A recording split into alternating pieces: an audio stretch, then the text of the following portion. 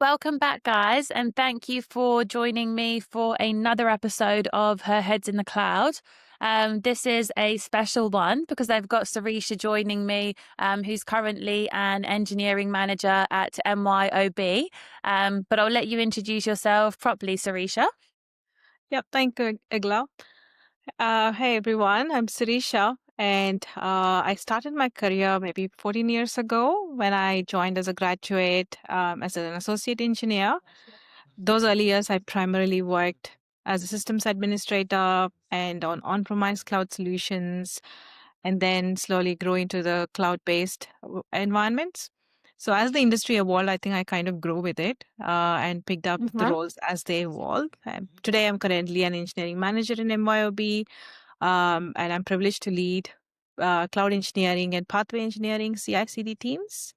My focus is now on creating an environment where engineers can do their best work, whether it is driving cloud modernization or Mm-hmm. strengthening the reliability practices or transforming how we build and deploy the software. So, yep, here I am.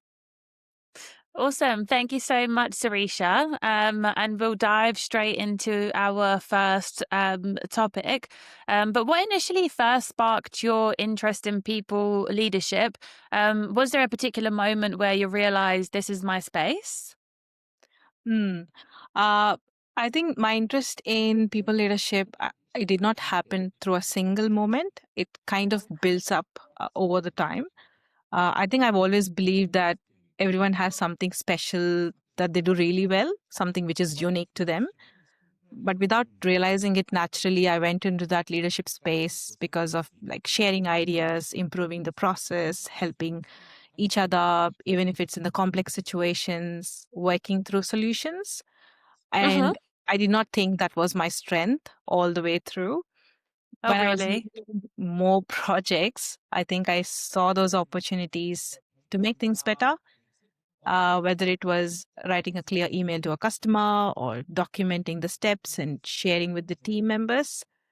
And everyone slowly leaned on me more than I expected.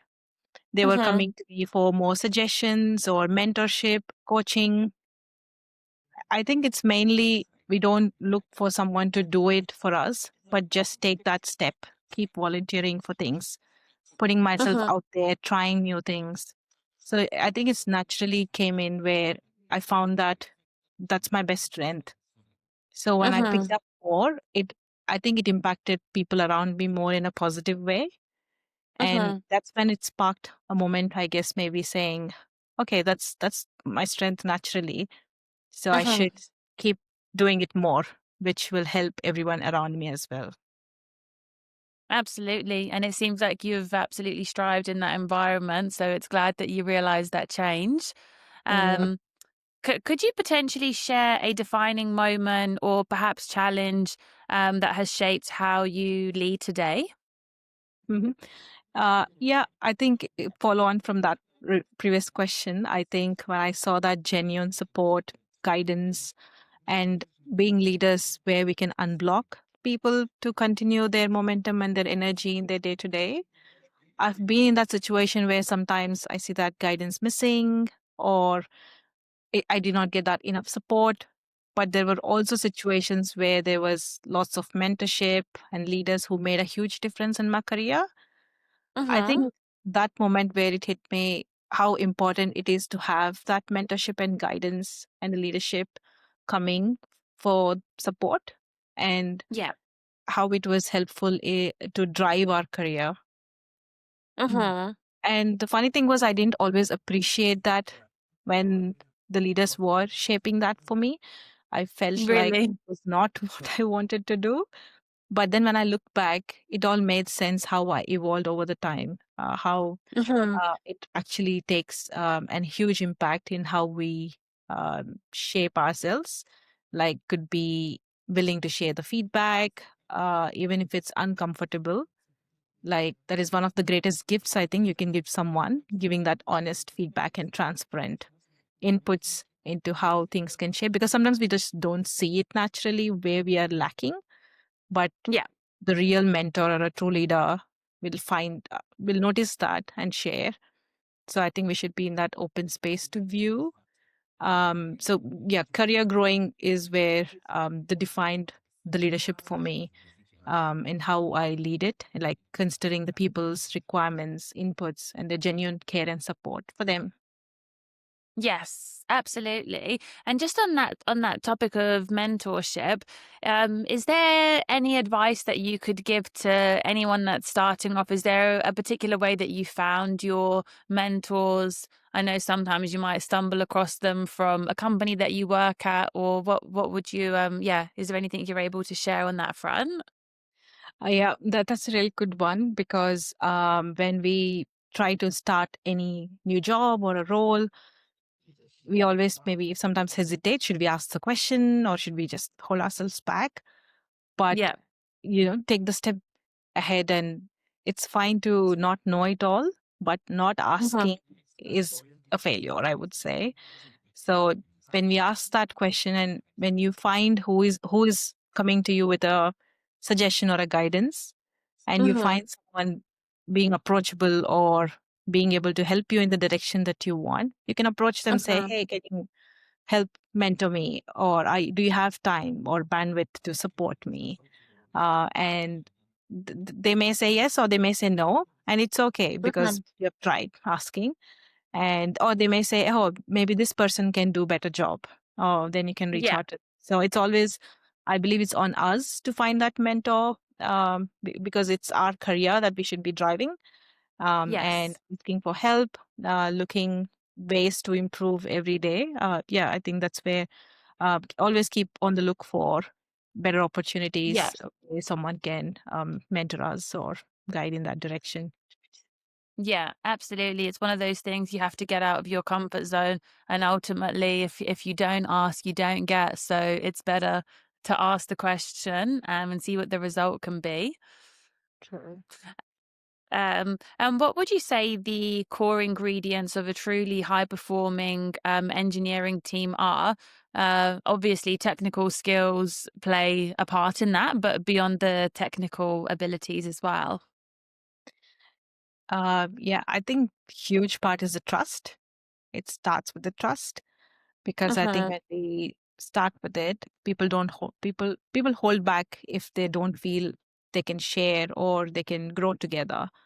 So I think Yeah. the transparent communication, being able to share openly, surfacing those concerns early, so that we're all aligned together for a common goal. We have lots of OKRs or goals that we want to achieve by end of the quarter or year.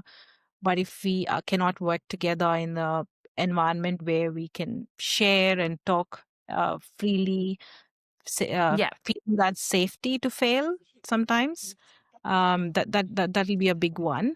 Or having that open space to have that conversation, discussing what works and what doesn't, enabling that environment.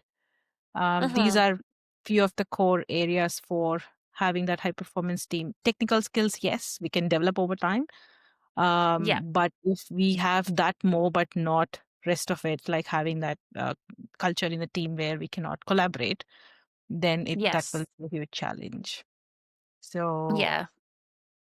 yeah, so the collaboration and knowledge sharing, and feeling that inclusion in the teams where everyone feels valued and their voice matters.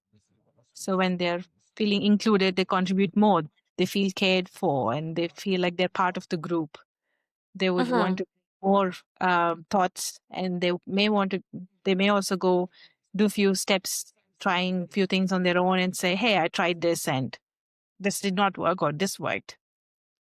Yeah. So these are all the steps for that high performing teams.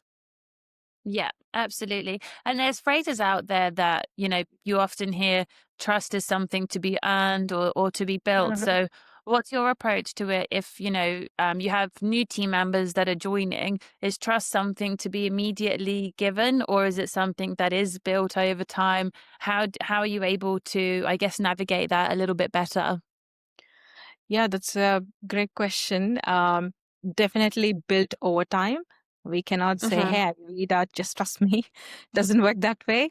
We get to know each other more. It's just forming a new relationship, forming that bond. We connect maybe over a coffee, over a lunch, get to know them more. What are they outside of their job as a person? What do they like to do? What's their interests are? Maybe they're good at something that maybe we have something common to share as well, that we Mhm. connect on, building that bond and knowing Mhm. them deeply from the personal level, and what Yeah. drives their career and what motivates them. So when I understand that a little bit more, I think the work happens easy and the trust forms naturally, Yes. because I Yeah. know what will work for us both, and then I can help Yeah. guide in the direction. So yeah, getting to know them personally, I think that's the biggest factor for me to build that trust. Yeah. Absolutely. And I guess moving on to that as well, how do you set expectations and create clarity without micromanaging? So yeah, this is the biggest one, right? You want to be across what's happening with the clear tasks and goals, but at the same time, don't want to overstep, but let Yeah. the teams handle on their own. I think it starts with being really clear about what you're looking for and why it matters, why the task is being clear in the definition of what it's how it should look like when it is done, Yeah. and letting the team take that control or ownership themselves, and then maybe proactively share the updates or where they are at, so we don't need to follow up as much, allowing Yeah. them that flexibility so that they're not feeling like the pressure to, oh, I have to come back so and so time, but they have all the full control how they would like to handle the task. Yeah. So I think ownership is a big part of this. I read somewhere Mhm. that give people the ownership and they will rise to the occasion. So I think allowing that ownership, they naturally feel like, okay, I'm owning this and I'm responsible to come back with certain updates or a progress on this. And Yeah. there's no scope or requirement of micromanaging here because they already feel responsible for what they were given for. Yeah, absolutely. And do you think like the updates that should come within, for example, a time frame of a week? Like, do you think an engineering team can have a daily stand up, say at the start of the week or every 2 weeks? Or do you think check in a few times a week? What's your stance on that? Yeah, so we have daily stand-ups where we generally talk about any blockers or workloads that are paused or need some help on. But otherwise, for bigger initiatives, we set up some progress trackers where anyone can open the dashboard and view where the status is at and how things are Got it. progressing. Yeah. Yeah, but I generally let my the team handle how they would like to share the progress in whatever form it is. It could be a Yeah. document format or a cards format or just a Slack random message or however it is, just sharing that progress. It also helps them being accountable in that manner because they pick that, Hmm. and when they share update, they'll also know what update are they sharing. So which means they have to Of do a pre-work course. for that. It doesn't fall apart, but it maybe keeps them more engaging with their Yeah. peers as well to collaborate together and keep progressing. And it's fine to not have an update as well. And that time they can share, there's no much happening this week and we may hear more next week, which is also okay. So I think in all this, keeping that space open for Yeah. questions, acknowledging that clarity wouldn't happen immediately, but Of they're course. always open to come back for any questions or clarity on the go. So I think Yeah. allowing that safe space again will help them to say there is no update at all, which is fine. So yeah, I Yeah. think that encourages the Absolutely. team. And it's pretty good that, yeah, there's visibility, I guess, for everyone to see each other's work if they do sign on to a particular platform and things like that. That's quite Mhm. special as well. And again, gives them the flexibility to update it and have that accountability base. Yeah, yeah, that's right. Yeah. Awesome. And I'm sure throughout your career, across, a multiple amount of companies, you've certainly seen your fair share of conflict. So what's your go-to approach when tension does rise within teams? Yeah, I think conflict is something every team experiences. I think no matter the structure, function, or maturity where we are at, because we are all Mm-hmm. humans and with different personalities and different styles of working. So I think friction is very normal. Mm-hmm. And I've seen conflict arise at different layers, but my Yeah. approach always starts with observation. So I try to understand where it's actually coming from rather than jumping into conclusions. Yeah. Then going with the attention to listen but not judge, Yeah. because when hear their perspectives, understand what they're feeling, acknowledge what they're going through. Mm-hmm. Maybe just sometimes people just needs to feel heard. They want to Yeah. vent out somewhere. And when it usually happens, creating that space to open up, to understand and guide them towards resolving the constructively, sharing a Yeah. feedback or something sometimes they might not see from the other perspective because they're going through the Of course. situation in Yeah. their own way. So Yeah. maybe asking light questions, how do you see that working for you or not working for you, help Yeah.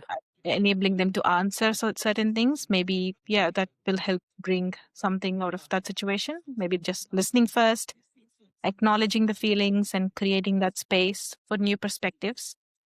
Yeah, that's how I Mm-hmm. would look to deal with any conflict. And I guess sometimes as well, it could be giving them the courage perhaps to go directly A to B rather than A to B to C. And I guess perhaps having a direct conversation as well could be beneficial. Yeah, yeah, that's right. Sharing those few practical tips or perspectives that was not already considered. And sometimes these conflicts happen with misunderstandings or assumptions and not Yeah. having that to reflect or never been able to share openly. So understanding the drive behind it and resolving it step by step. Yeah. Yeah. I feel like conflict's just a natural part of life. So Mhm. yeah, being able to deal with it effectively is key. Yeah. And finally, how do you build trust with technical team members? If you yourself, or if somebody doesn't necessarily come from a hands-on background. Yeah, I think trust doesn't come from being the most technical person. I think it comes up how we show as a leader. As we Yeah, covered a little earlier, I think knowing them personally, understanding what motivates them, what drives them, and how they are as a person outside of work and everything, building that rapport with each of the team member and yeah, start. And also, even when the workloads, like being very clear about the outcomes, sometimes the ambiguity causes the confusion and not knowing what is expected out of any job. So I think I read again somewhere that clear is kind, unclear is unkind. So when you're being oh very really? clear, yeah, Yeah, that kind of resonated very much because if you're not clear, we cannot expect that clarity coming from anyone else as well. So always being clear about what outcomes we need and then trusting the team to design that solution because they are the yeah, experts. So let them take the lead instead of involving my step in every way, asking yeah, everything, but let them own that part and come back with an option or a solution or outcome. yeah, Also making the space work for them, hmm, recognizing their success, sharing that broadly within the teams, what was done and delivered. So, in all of this, I think staying curious, yes, asking something, even if it's a dumb question, just because we want to know more about it, or because when they are the experts, asking them like, okay, how does this work, or what am I missing here? Just being open about yeah, things that I do not know instead yeah, of pretending like I know it all. But it's more like accepting, yeah, this is an unknown area for me, like because the team knows or works on it day in day out. hmm, So how is it that we can all move forward from here.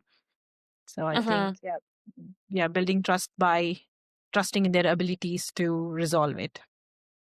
Yes, absolutely. We're also strong believers. There's no such thing as a dumb or silly question. If anything, you're just regaining a bit of clarity and you'd rather ask the question, get the clear answer rather than waste time umming and ahhing about what has to be done.